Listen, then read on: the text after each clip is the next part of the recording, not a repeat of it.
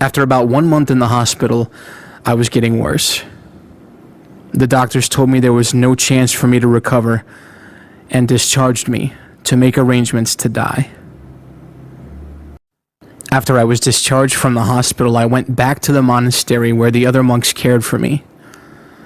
I grew weaker and weaker and was lapsing into unconsciousness. I learned later that I actually died for 3 days. My body decayed and stunk of death. My heart stopped beating.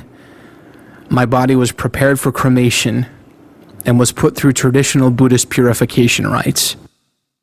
Although I faded away in my body, I remember my mind and spirit were fully alert. I was in a very, very powerful storm.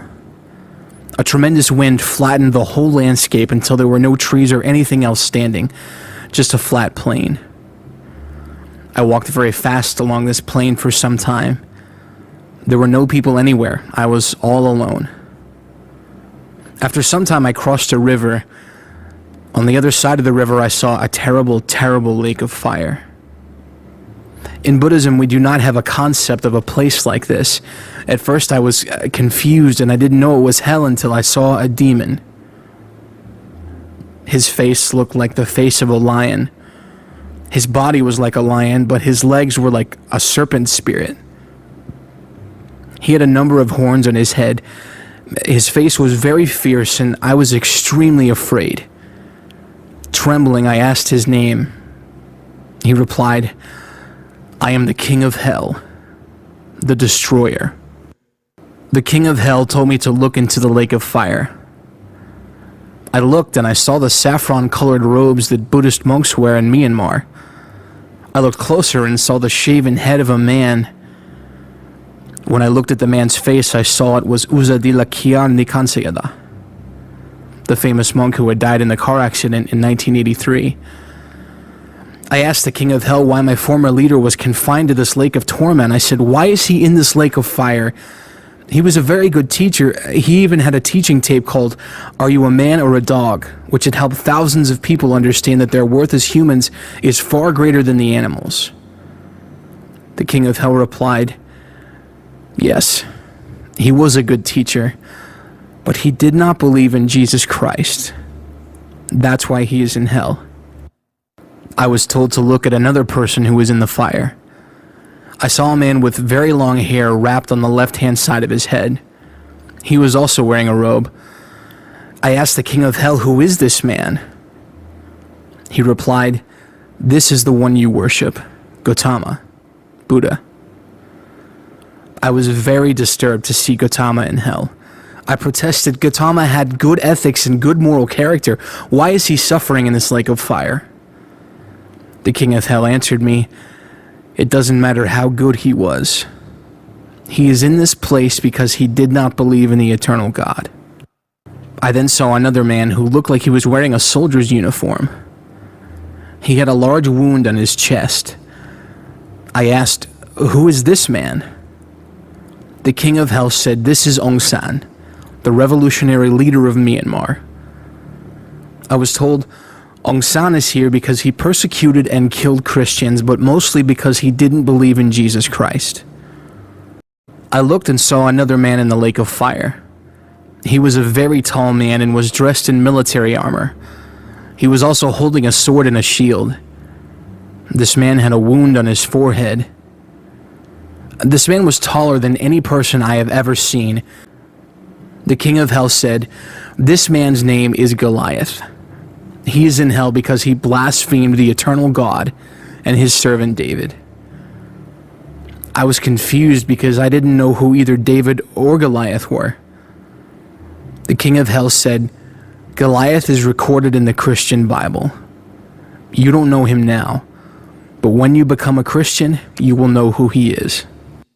Another demon came to me. I also saw a being whose job is to stoke the fires beneath the lake of fire to keep it hot. This being asked me, "Are you going into the lake of fire too?" I replied, "No, I am only here to observe." The appearance of this creature stoking the fire was very terrifying. He had 10 horns on his head and a spear in his hand that had 7 sharp blades coming from the end. The creature told me, "You were right. You came here just to observe. I cannot find your name here." He said, "You must now go back the way you came." I was hot and in great pain.